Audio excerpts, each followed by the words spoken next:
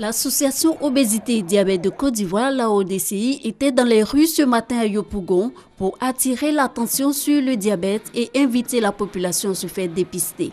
Cette marche donne le ton de la 8e édition de la Semaine nationale de sensibilisation et de dépistage gratuit du diabète. En matière de diabète, la Côte d'Ivoire avait une prévalence en dessous de 6% il y a près de 10 à 15 ans. Maintenant, nous avons pratiquement atteint, sinon dépassé ces 6%. Donc vous voyez que le nombre de diabétiques va croissant. Les causes du diabète, il faut en citer deux. Il s'agit essentiellement de causes génétiques, donc c'est l'hérédité. Et puis il y a les causes de l'environnement, à savoir l'alimentation, et puis une absence d'activité physique.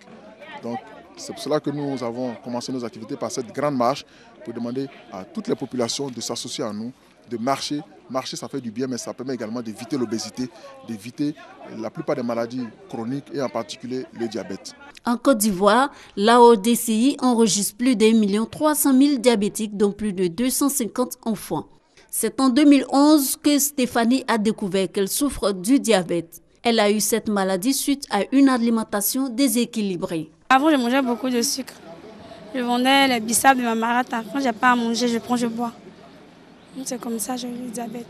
Germain, lui, est diabétique depuis l'âge de 9 ans. Son diabète a été su après qu'il ait fait plusieurs comas.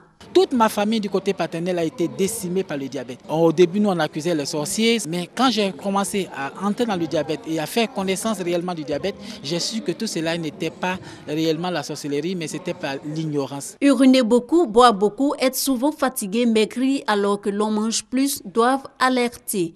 Reconnaître tôt ces signes qui peuvent être ceux du diabète permet une meilleure prise en charge pour éviter des complications. Si cela n'est pas détecté tôt ou prise en charge, cela va aboutir à ce qu'on appelle l'accident vasculaire cérébral, donc un sujet qui va se retrouver paralysé. Cela va aboutir également à la cécité, vous allez perdre la vue.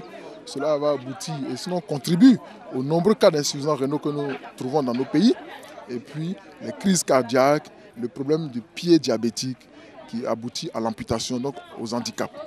Et ce qui est encore alarmant, c'est que ces complications surviennent chez les sujets relativement jeunes.